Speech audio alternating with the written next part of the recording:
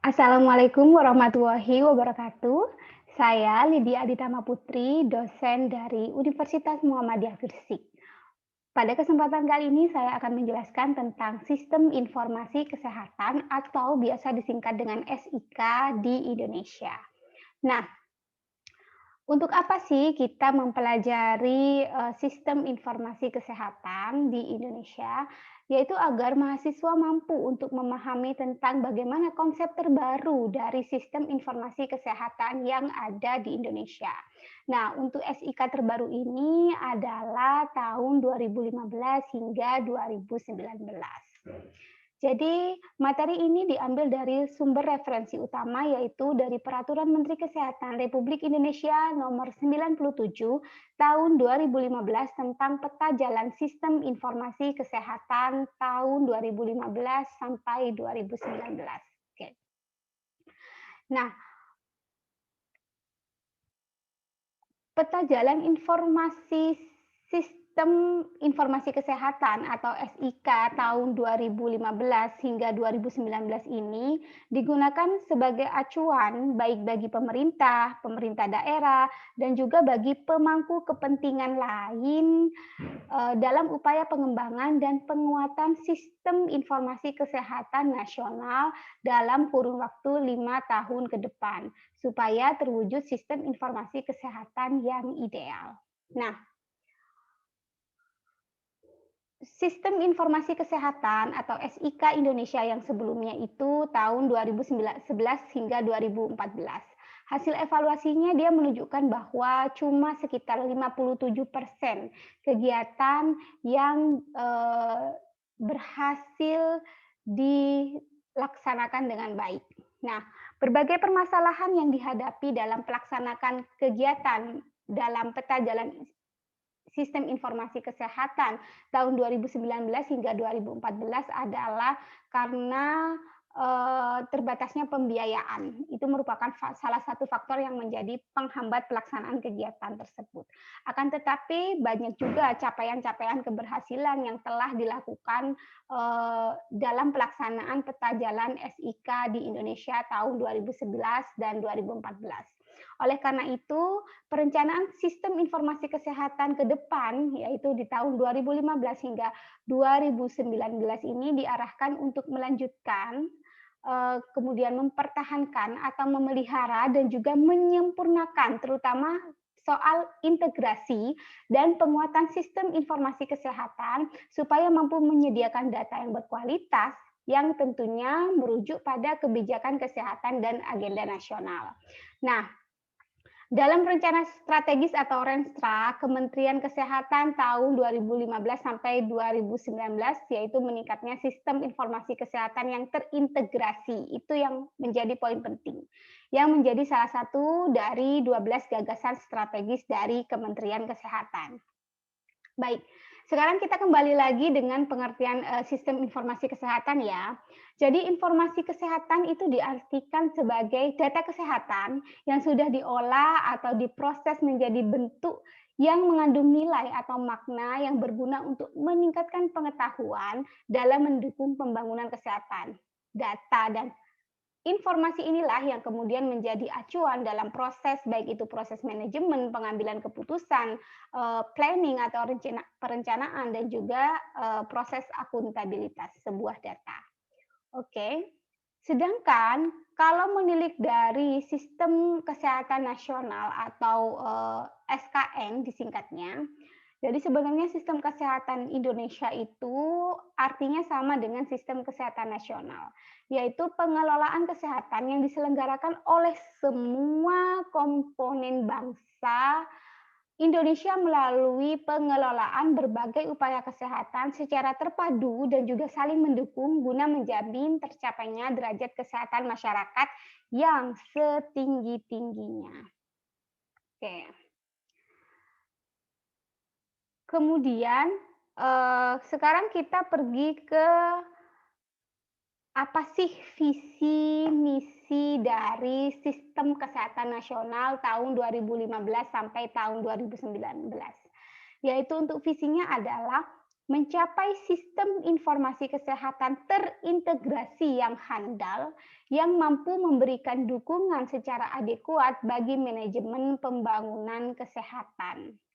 Kemudian untuk misi SKN tahun 2015 hingga tahun 2019 yaitu yang pertama adalah untuk memperkuat sumber daya sistem informasi kesehatan yang meliputi kebijakan, regulasi, standarisasi, koordinasi, perencanaan, pendanaan, sumber daya manusia, infrastruktur, dan kelembagaan. Kemudian yang kedua adalah untuk mengembangkan indikator kesehatan agar dapat menggambarkan upaya dan capaian pembangunan kesehatan. Yang ketiga, misinya adalah memperkuat sumber data dan pembangunan jejaring dengan semua pemangku kepentingan. Jadi dengan adanya penguatan sumber daya dan membangun jejaring dengan semua pemangku kepentingan itu diharapkan bahwa sistem integrasi atau kesinambungan antara satu dengan yang lainnya itu menjadi lebih baik. Oke. Kemudian yang ketiga adalah meningkatkan kualitas manajemen data kesehatan yang meliputi pengumpulan, pengolahan, analisis data, dan juga diseminasi informasi. Dan yang terakhir adalah untuk meningkatkan pemanfaatan dan penyebarluasan dari informasi untuk meningkatkan manajemen dan pelayanan berbasis bukti. Nah, kemudian apa saja sih kebijakan dari peta jalan sistem informasi kesehatan di Indonesia?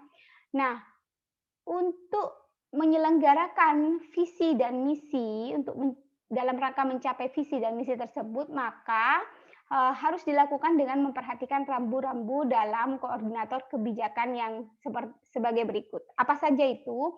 Di sini ada 11 ya. Saya jelaskan satu persatu. Oke. Yang pertama adalah tentang kebijakannya, yaitu pengembangan kebijakan dan standar dilaksanakan dalam rangka mewujudkan sistem informasi kesehatan yang terintegrasi, yang dapat menyediakan data yang real time, jadi benar-benar ya up to date, kemudian juga terus-menerus datanya, yang mudah diakses tentu, dan juga berfungsi sebagai sistem pendukung pengambilan keputusan atau decision support system.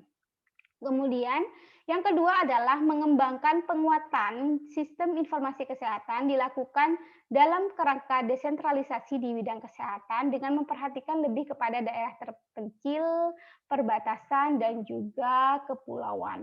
Karena mungkin kalau misalnya di daerah-daerah perkotaan, sistem informasi kesehatan yang dilakukan sudah canggih, sudah terintegrasi, sudah berbasis decision support system, tapi kalau di pedesaan mungkin jangankan itu ya, untuk terbatasnya input komputer, kemudian bagaimana terbatasnya internet di sana, kayak gitu. Jadi sistem kesehatannya juga mungkin lebih terbelakang atau lebih mundur daripada orang-orang yang hidup di perkotaan. Oleh karena itu, pengembangan dan penguatan sistem informasi kesehatan lebih banyak dilakukan di daerah terpencil, perbatasan, atau daerah-daerah kepulauan. Kemudian penguatan manajemen sistem informasi kesehatan pada semua tingkat sistem kesehatan dititik beratkan kepada ketersediaan standar operasional yang jelas, kemudian pengembangan dan penguatan kapasitas sumber daya manusia, dan pemanfaatan teknologi informasi dan komunikasi, serta penguatan advokasi bagi pemenuhan anggaran. Kemudian yang keempat adalah untuk meningkatkan penyelenggarakan sistem pengumpulan, pengolahan, analisis, penyimpanan, diseminasi, dan pemanfaatan data atau informasi dalam kerangka kebijakan sistem informasi kesehatan yang terintegrasi. Kemudian yang kelima adalah untuk mengembangkan bank data. Jadi pengembangan bank data kesehatan harus memenuhi berbagai kebutuhan dari para pemangku kepentingan dan sekali lagi bisa diakses dengan mudah serta memperhatikan prinsip-prinsip kerahasiaan dan juga etika yang berlaku di bidang kesehatan dan kedokteran. Jadi meskipun data-datanya bisa, bank data yang ada itu sudah bisa diakses, mudah diakses, tetapi juga tetap memperhatikan prinsip kerahasiaan dan etika kedokteran dan kesehatan.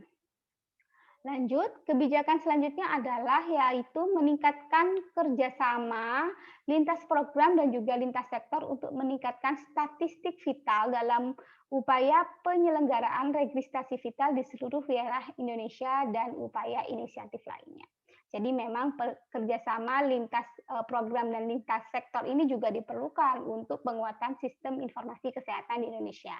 Kemudian pemanfaatan teknologi informasi dilakukan untuk menuju upaya pengumpulan data disegregat atau data-data individu.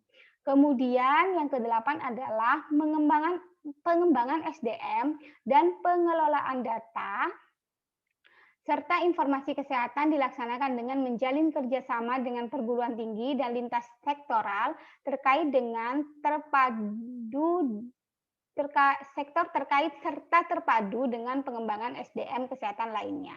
Kemudian selanjutnya adalah yang ke-9 yaitu pengembangan dan penyelenggaraan sistem informasi kesehatan dilakukan dengan melibatkan seluruh pemangku kepentingan termasuk juga lintas sektor dan masyarakat madani. Lalu yang ke-10 adalah peningkatan budaya penggunaan data melalui advokasi terhadap pimpinan di semua tingkat dan pemanfaatan forum-forum informatika kesehatan yang ada. Dan yang terakhir yang ke-11 adalah untuk peningkatan penggunaan solusi-solusi e-kesehatan untuk mengatasi masalah infrastruktur, komunikasi, dan kekurangan sumber daya manusia dalam sistem kesehatan. Oke. Nah, apa saja sih prinsip dasar sistem kesehatan nasional? Oke. Yang pertama adalah prinsip dalam pengembangan dan penguatan sistem informasi kesehatan dilakukan dengan memperhatikan berbagai prinsip, yaitu yang pertama adalah pemanfaatan teknologi informasi dan komunikasi. Nah, pemanfaatan TIK ini memang diperlukan untuk mendukung sistem informasi dalam proses pencatatan data agar dapat meningkatkan akurasi data dan kecepatan dalam menyediakan data untuk diseminasi informasi dan untuk meningkatkan efisiensi dalam proses kerja serta memperkuat transparansi. Jadi di semua sektor, di semua aspek itu tetap melakukan pemanfaatan teknologi informasi dan komunikasi untuk melakukan sistem kesehatan di Indonesia. Kemudian setelah itu yang kedua adalah keamanan dan kerahasiaan data. Jadi meskipun tadi ya kita memanfaatkan teknologi informasi komunikasi dan data itu mudah diakses oleh siapa saja, tapi tetap sistem informasi kesehatan itu yang dikembangkan oleh pemerintah tetap menjamin keamanan dan kerahasiaan data, baik itu data pasien, data rumah sakit, data puskesmas, dan data nasional, dan lain sebagainya. Kemudian standarisasi, yaitu agar sistem informasi kesehatan terstandar, maka perlu menyediakan pedoman nasional untuk mengembangkan dan memanfaatkan teknologi informasi dan komunikasi. Kemudian selanjutnya adalah integrasi, yaitu sistem informasi kesehatan yang dikembangkan dapat mengintegrasikan berbagai macam sumber data, kemudian juga termasuk pula dalam pemanfaatan teknologi informasi dan komunikasi. Oke. Prinsip selanjutnya adalah kemudahan akses. Nah, ini ya. Jadi, data dan informasi yang tersedia mudah diakses oleh semua pemangku kepentingan. Kemudian, selanjutnya adalah keterwakilan. Maka data dan informasi yang dikumpulkan harus dapat ditelusuri lebih dalam secara individual dan agregat sehingga dapat menggambarkan perbedaan gender, status sosial, ekonomi, dan wilayah geografi. Kemudian yang terakhir adalah etika, integritas, dan kualitas. Jadi penyelenggaraan sistem informasi kesehatan di Indonesia juga harus memperhatikan prinsip-prinsip etika, integritas, dan juga kualitas. Seperti itu ya. Nah, ini adalah Grand Design Sistem Informasi Kesehatan di Indonesia. Ini diambil dari visi misi objektif sistem kesehatan, undang-undang kesehatan, undang-undang kedokteran, keperawatan, dan seterusnya sehingga bisa menjadi grand design sistem informasi kesehatan yang seperti ini. Oke, untuk selanjutnya, bagaimana cara melakukan strategi penguatan SIK? Dalam melakukan pencapaian grand design sistem informasi kesehatan sesuai dengan parameter pada dimensi kebutuhan, diperoleh melalui strategi penguatan dan pada dimensi komponen sistem informasi kesehatan yang mengacu sesuai dengan klasifikasi Health Metric Network.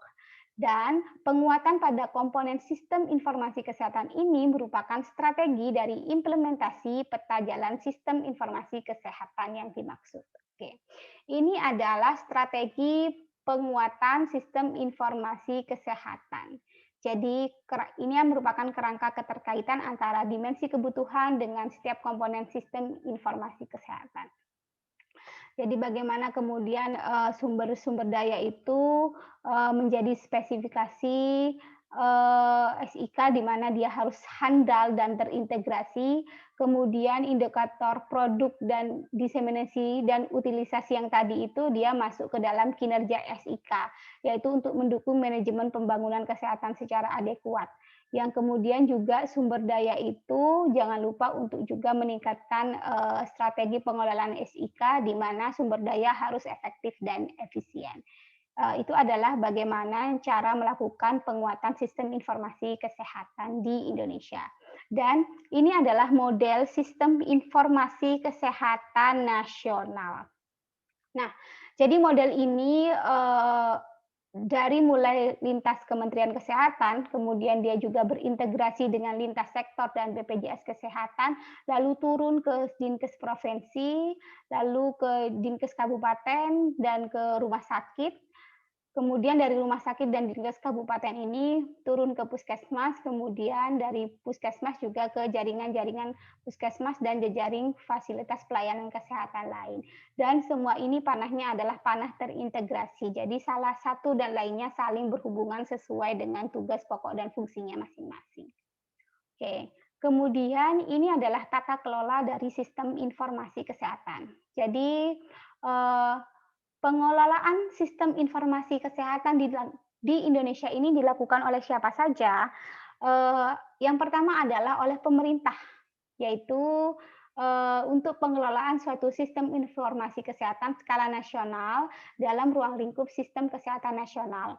Kemudian yang kedua adalah dilakukan oleh pemerintah daerah provinsi, yaitu untuk pengelolaan satu sistem informasi kesehatan skala provinsi. Setelah itu juga tata kelola sistem informasi kesehatan dilakukan oleh pemerintah daerah, kabupaten, atau kota, yaitu untuk pengelolaan satu sistem informasi kesehatan skala kabupaten atau kota, dan juga fasilitas pelayanan kesehatan untuk pengelolaan sistem dan informasi kesehatan skala fasilitas pelayanan kesehatan.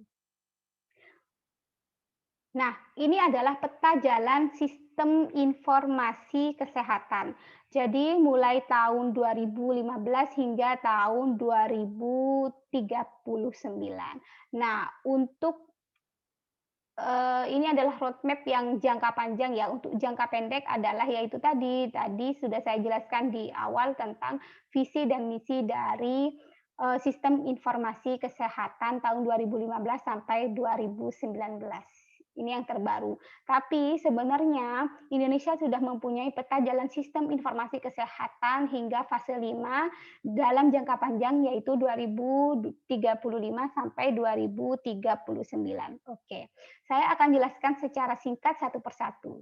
Yang pertama adalah fase 1 yaitu tahun 2015 dan tahun 2019 yaitu peningkatan operasional yaitu diarahkan pada penyediaan sistem informasi kesehatan yang dia mampu menyediakan layanan informasi kesehatan yang lebih cepat dan valid. Jadi secara operasional lebih cepat dan valid layanan informasi kesehatan, kemudian memungkinkan terjadinya proses berbagi sumber daya data bersama pada berbagai jenjang administrasi manajemen kesehatan. Jadi dia selain operasionalnya cepat dan valid, juga bisa terjadi proses integrasi yang baik di antara para pemangku kebijakan. Nah, kemudian implementasi konektivitas komunikasi data antara institusi pemerintah dengan publik atau government to public. Kemudian diarahkan pada penyediaan aplikasi sistem informasi kesehatan yang bersifat operasional utama, yang berbasis elektronik terintegrasi yang implementasinya di institusi fasilitas kesehatan tingkat pertama dan rujukan pemerintah serta pemangku kepentingan penunjangnya. Oke. Kemudian yang fase 2 yaitu tahun 2020 hingga tahun 2024 adalah fase support, di mana diarahkan pada penyediaan sistem informasi kesehatan yang mampu menyediakan layanan informasi kesehatan yang lebih cepat dan valid, serta eh, memungkinkan terjadinya proses berbagi sumber daya bersama pada berbagai jenjang administrasi manajemen kesehatan. Jadi, dan implementasi konektivitasnya, komunikasi data antara institusi sektor kesehatan itu pemerintah dengan sektor swasta atau private. Jadi kalau tadi di fase 1 itu antara pemerintah dengan publik atau government to public. Nah, sekarang ini implementasi konektivitasnya itu antara pemerintah dengan sektor swasta atau private. Jadi disebutnya dengan government to business, serta antara sektor kesehatan swasta dengan masyarakat. Jadi dari business to public seperti itu. Kemudian pada fase 2 ini juga diarahkan pada pemantapan aplikasi dari sistem informasi kesehatan berbasis elektronik terintegrasi yang diimplementasikan di institusi fasilitas kesehatan tingkat pertama dan rujukan swasta serta pemangku kepentingan penunjangnya. Oke, untuk fase 3 yaitu high potensial pada tahun 2025 hingga 2029, yaitu diarahkan pada pemantapan sistem informasi kesehatan yang mampu menyediakan layanan informasi kesehatan yang lebih cepat dan valid, serta memungkinkan terjadinya proses berbagi sumber daya data bersama pada berbagai jenjang administrasi manajemen kesehatan, yang implementasi konektivitas komunikasinya antara institusi sektor kesehatan swasta dengan swasta, yaitu business to business. Kemudian diarahkan pada pemantapan aplikasi sistem informasi kesehatan yang bersifat high potensial berbasis electronic health atau e-kesehatan terintegrasi yang diimplementasi khususnya di sektor publik yang menjamin mutu. Oke, itu untuk fase 3. Kemudian untuk fase 4 di tahun 2030 hingga 2034 yaitu fase strategik, di mana ini diarahkan pada penyediaan sistem informasi kesehatan yang mampu menyediakan layanan informasi kesehatan global yang lebih cepat dan valid serta memungkinkan terjadinya proses berbagi sumber daya data bersama dengan berbagai jenjang administrasi manajemen kesehatan. Nah, kemudian diarahkan pada pemantapan aplikasi sistem informasi kesehatan yang bersifat strategik, berbasis electronic health atau e-kesehatan dengan jaringan global terintegrasi yang implementasinya menjamin mutu dan standar internasional, serta pemantapan penerapan e-kesehatan di semua pemangku kepentingan. Kemudian untuk fase terakhir yaitu fase 5 di tahun 2035 sampai 2034 yaitu diarahkan untuk menuju sama ya, ini bersifat strategik, yaitu diarahkan untuk melanjutkan pemantapan aplikasi sistem informasi kesehatan yang bersifat strategi itu tadi berbasis electronic health dengan jaringan global terintegrasi yang diimplementasi menjamin mutu dengan standar internasional serta pemantapan penerapan e-kesehatan di semua pemangku kepentingan. Itu merupakan peta jalan sistem informasi kesehatan jangka panjang dari tahun 2015 sampai 2039. Baik, itu saja materi yang bisa saya sampaikan pada kesempatan kali ini. Semoga bermanfaat, kurang lebihnya mohon maaf. Wassalamualaikum warahmatullahi wabarakatuh.